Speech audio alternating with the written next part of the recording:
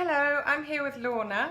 Hello. And we're going to talk about a little bit about anxiety.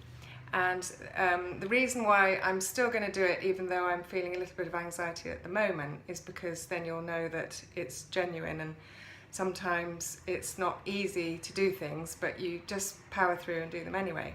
So Lorna's actually my therapist, and she's helped me. You wouldn't know it when I'm talking all funny like this. This is not a great advert. No, it is a great advert because I just wouldn't have done it otherwise. I wouldn't even be able to do a YouTube channel and stuff without you, so you've been amazing. But I thought perhaps we could help other people a bit by giving a few little points. You've been explaining to me quite a lot this morning about how you can help your self-esteem, and you were telling me that maybe people can boost it by almost listing things that they do well and that are good about themselves. Yeah, absolutely. By taking on board the things that you're doing that are positive on a daily basis, rather than focusing on everything you're doing wrong, or the things that that you're not happy with, which people tend to do when they're feeling low about themselves. You don't take on any of the stuff that you're doing that's you beat positive. yourself up, and you focus on all the things that are negative. Absolutely. Yeah. And then, so you're suggesting that we do actually all have things that either we're skilled at or are lovable about us. Absolutely. And so we could list those every day. We have to think about them. I mean, it's good to get in the habit of doing it, I think, every day, just to start with, to start boosting your self-esteem, because you won't be used to it. You won't be used to praising yourself or taking on board any a lot of of the people stuff that you're doing. are their own worst enemy. You were saying, like, the way I speak to myself, I wouldn't speak to anybody else. Absolutely. And so why would I speak to me like that? It's not beneficial. It's not beneficial, and it's behind most anxiety is perfectionism, is not feeling good enough somehow. So you want to start a dialogue with yourself that is helpful. Yeah. So you drew me a little diagram as well, which I'm going to hold up here. And so basically there are things you can't control and things you can control. And you were explaining that instead of constantly letting these thoughts spiral out of control about the things that we worry about, and literally we're not going to be able to change them.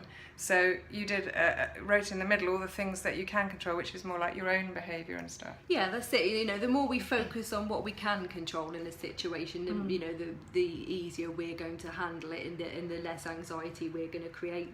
The more you can focus about on what you can control, so your own thoughts, your own reactions, your own attitudes, your own focus, like we were talking about, what you're focusing your attention on, what you give your time to. These are all things you can control, whereas other people's thoughts, other people's actions, other people's behaviours, things that are posted on social media. I mean, that's with family, friends, relationships, everything. People you work with.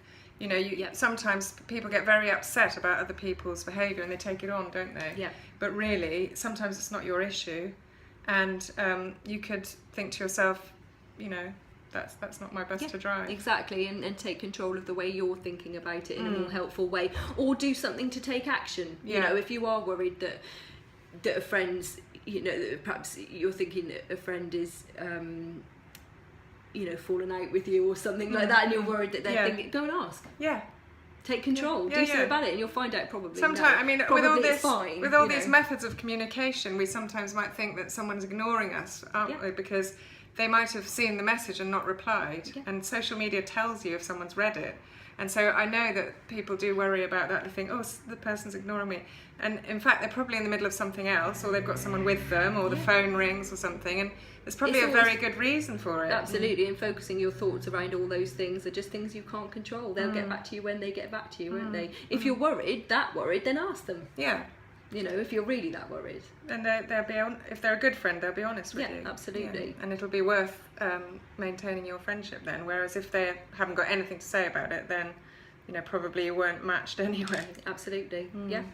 Well, thank you ever so much for letting me video you. We have managed to keep it under 5 minutes. We've done quite well there, haven't we? We could have waffled on for hours. I know. And also, if anyone's watching this that has any questions about anxiety and other questions, then do feel free to put them in the comments, and we'll get back to you. Okay, thank you. Bye. Bye.